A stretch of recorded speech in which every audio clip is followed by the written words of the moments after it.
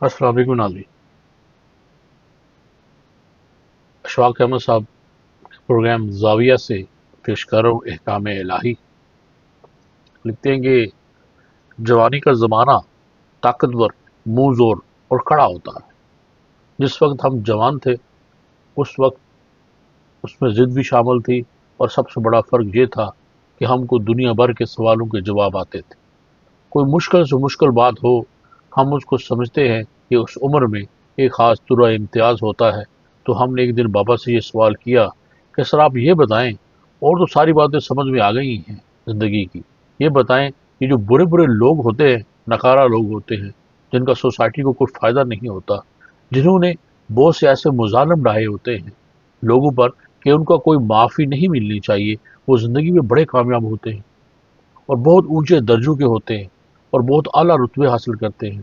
और जो लोग वो बड़े अच्छे होते हैं, बड़े नेक होते हैं, बड़े पाकीज़ा होते हैं, वो धक्के खाते रहते हैं।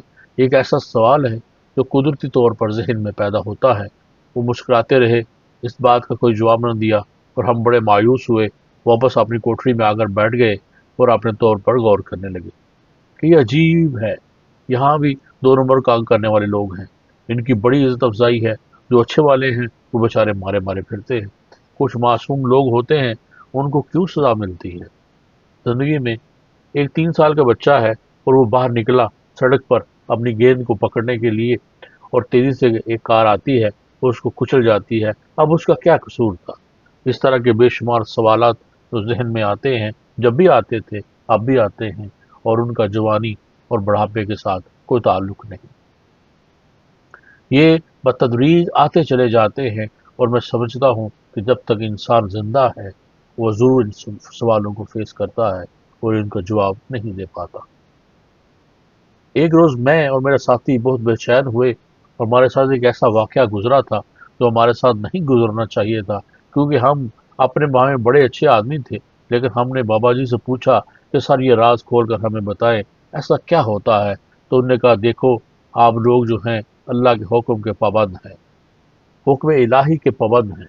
आप लोगों ने एक अजीब सूरत हाल इख्तियार कर ली है कि आप फिर अल्लाह के ऊपर तनकीद करने लगे। फिर अल्लाह के साथ आपका कोई ताल्लुक नहीं। अल्लाह बादशाहों का बादशाह है और शहनशाहों का शहनशाह है, जो चाहे उसकी मर्जी करे। लेकिन आप सिर्फ उसके अहकाम तक रहें, और फिर अल्लाह के साथ आपका कोई ताल्लुक नहीं है। हमने कहा सर ये तो फिर कमाल की बात है, हम तो पढ़े लिखे लोग हैं और हमको कॉलेजों यूनिवर्सिटियों में यही तालीम दी जाती है कि तनकीद करें, बाकायदा डिस्कस करें, डायलॉग करें। उन्हें कहा नहीं, आपका और उनका ये रिश्ता हरगिज़ ऐसा नहीं है।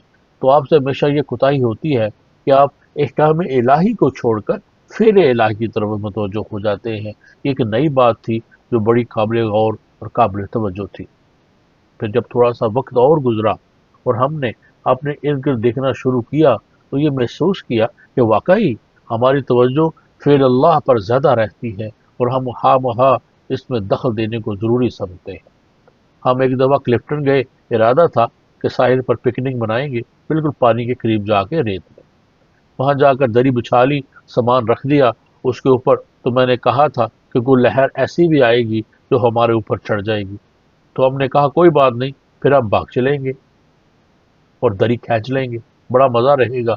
जब मेरी बीवी सारा सामान लगा रही थी चाय वाय का, तो मैंने देखा कि उस दरी के ऊपर एक छोटी सी चिमटी जो है वो चली जा रही है।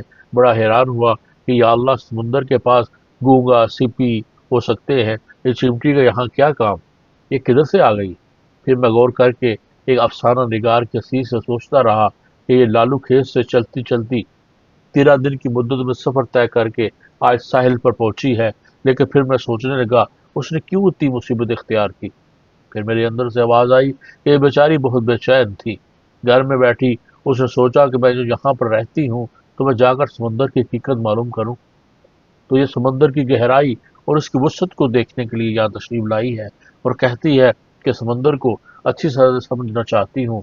तो यही कैफियत इंसान की है कि वो अल्लाह को और उसकी सारी गहराई और गहराई को एक चिमटी से भी कम तर होने के बावजूद जानने की आरजू रखता है, जानने का तजस्सुस और शौक होता है। तो हम बैठे रहे। खैर एक लहर आई है और उस चिमटी को, हमारे जाय नमाज को, हमारे अब सब चीज़ों को भिगो कर गुजर गई। تو پھر مجھے خیال آیا کہ واقعی اللہ جو چاہے کرے، جس طرح سے مناسب سمجھے، لیکن اس کے باوجود دل کے اوپر ایک بوجھ ضرور رہتا ہے۔ آپ بھی اپنی روزمرہ زندگی میں یہ سوال کرتے رہتے ہیں، اپنے دوستوں سے، اپنے گھر والوں سے، اپنے عزیز و اقارب کے ساتھ۔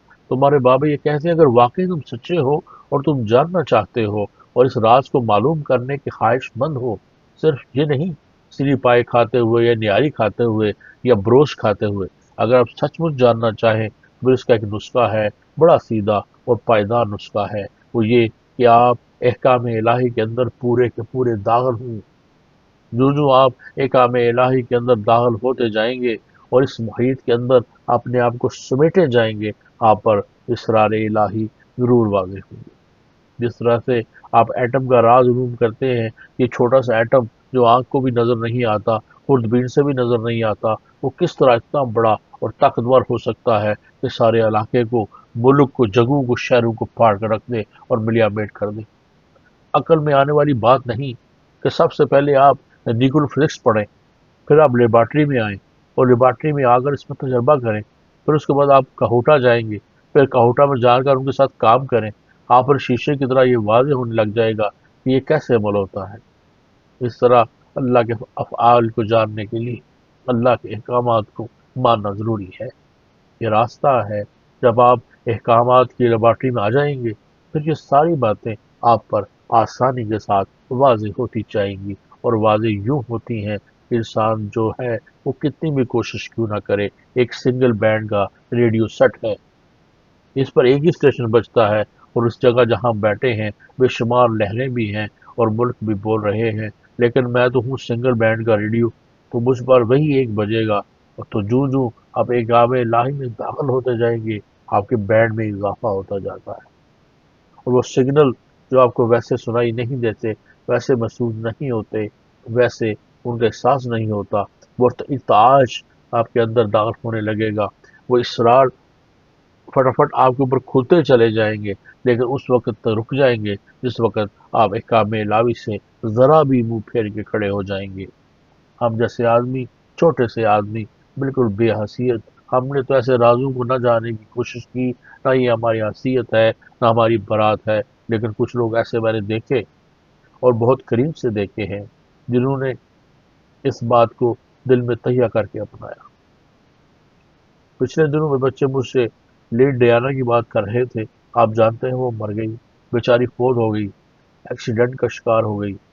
اب جب اس کا جنازہ چلا ہے تو کل دنیا نے دیکھا، ہر ٹی وی اسٹیشن سے۔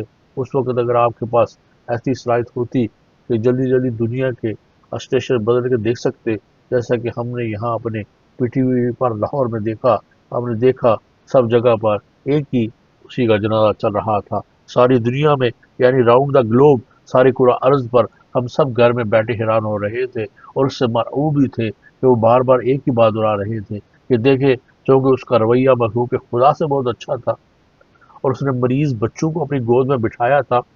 جب یہاں آئی تھی دنیا میں بڑے اس نے کام کیے تھے، جو مائیں بارودی سونگیں تھی ان کو دور کرنے میں بھی مدد دی تھی۔ اسے جسے اللہ نے رتبہ دیا ہے کہ اس کا جنازہ اتنا بڑا ہے، اور رائلٹی جو شہنشاہیت ہے جو اپنی بگی سے پیدل اتر کر چل رہی ہے، کال زندگی میں یہ پہلا موقع تھا کہ رائلٹی ان کے پیچھے پیچھے پیدل چلے آ رہے تھے، تو سب جب اتنی تعریف کر رہے تھے تو میں بھی مرعوب تھا اس سے، اور تھوڑا سا متاثر بھی تھا کہ شاید اب اس سے نہیں بننا چاہیے تھا۔ اور میں اس بات کا بھی شاہد بھی تھا کہ اس کی طبیعت اور اس کا مزاج بہت اچھا تھا۔ ایک شام کی لیڈی ڈیانا ہمارے گھر آئی تھی، تو ہم معمولی سے لوگ ہیں، وہاں ایک معمولی سا ڈرائنگ روم میں جب وہ آئی تو بتیاں بجھ گئی تھیں۔ ہمارے یہاں لوڈ شیڈنگ تو ہوتی ہے، تو ہم سب پریشان تھے۔ بڑی آپا جو تھی کہنے لگی کہ ہائے شہزادی آئی ہے، اس پر وہ ظلم ہو گیا، بتیاں بجھ گئی، شرمندگی بھی ہوتی ہے۔ تو کہنے لگی کہ نیور مائنڈ آپا، no it is nothing, candle will do, کوئی بات نہیں، موم بتی جلا لیں، کوئی بات نہیں۔ تو ہم نے کہا بھاگ کے جا جلدی سے کینڈل لے کر آ صابری کی دکان سے۔ تو ملازم بیچارہ بھاگا بھاگا گیا، تو آ کر کہنے لگا صابری کہتا ہے بتیاں پتہ نہیں کہاں پڑی ہیں، اندھیرا بہت چھایا ہوا ہے، پتہ نہیں موم بتیاں کہاں رکھی ہیں۔ تو وہ بیچارہ واپس آ گیا، تو پھر اس نے آ کر کہا کوئی نہیں، اندھیرے سے ہی بات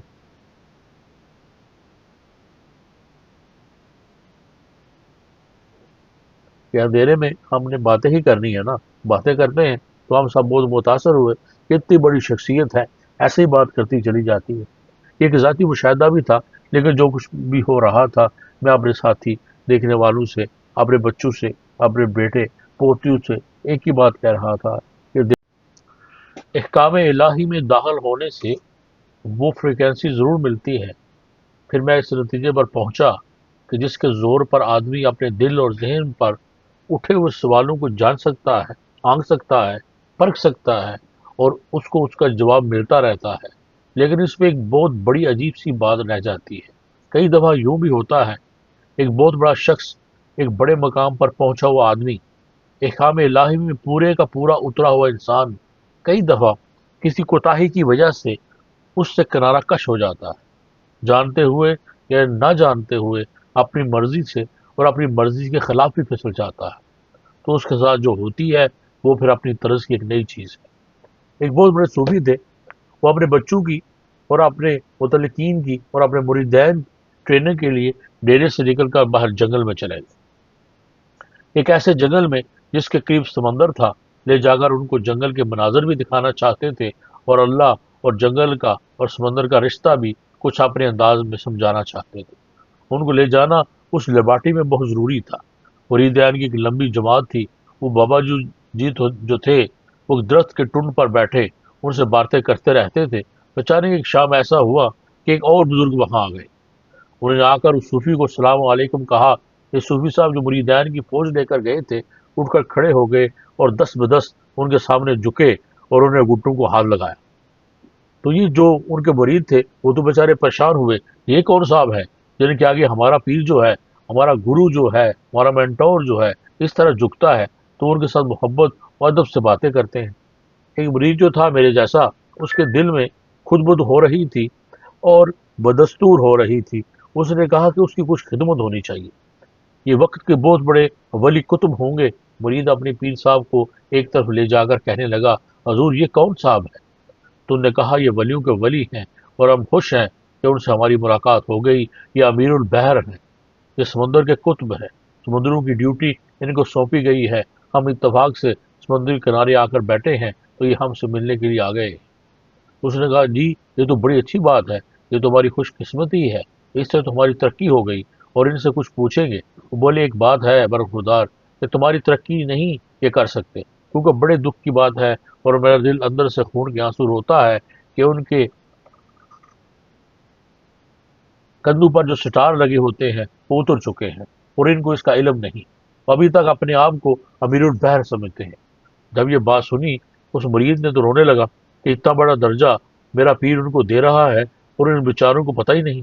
وہ اتنی زور سے رویا کہ انہوں نے اس کے منہ پر ہاتھ رکھ کر کہا تو خاموش رہ، ورنہ ان کو علم ہو گیا تو بڑی تکلیف ہوگی۔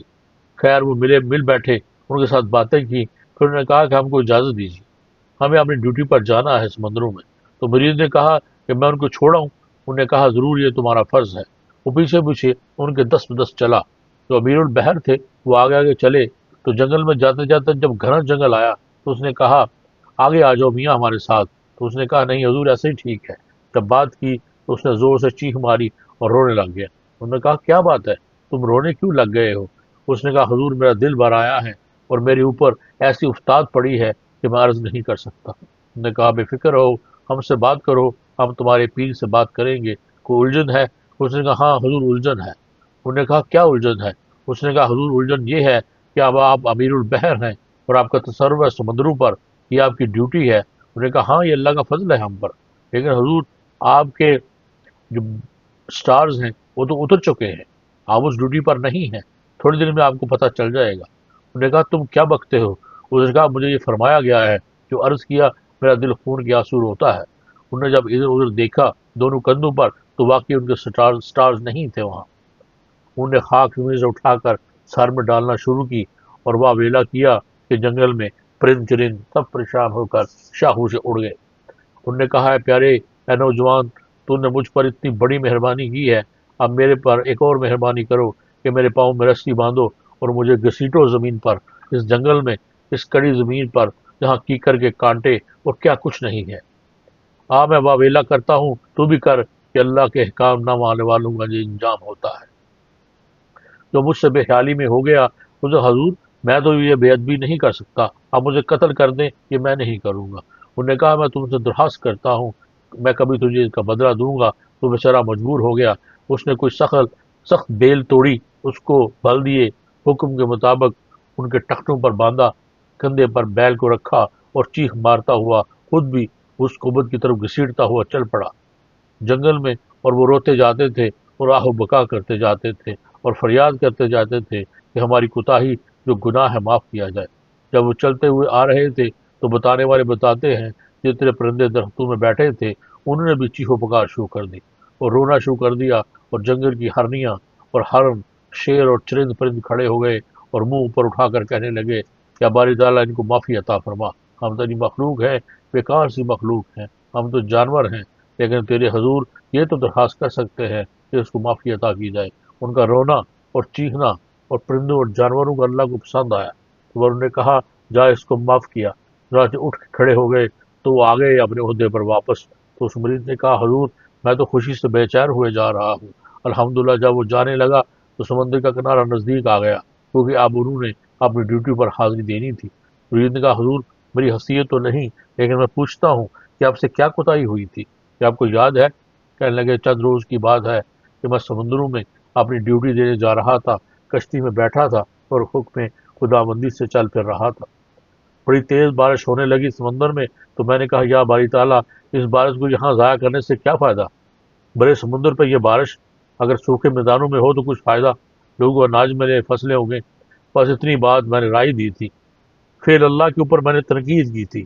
تو خواتین و حضرات پھر یہ بات ہو گئی کہ فعل اللہ اور ہیں اور احکام اللہ اور ہیں، اور ہم سب احکام الہی کے پابند ہیں، اور ہم سب احکام الہی کے پابند ہیں۔ اللہ آپ کو آسانیاں عطا فرمائے اور آسانیاں تقسیم کرنے کا شرف عطا فرمائے۔ اللہ حافظ۔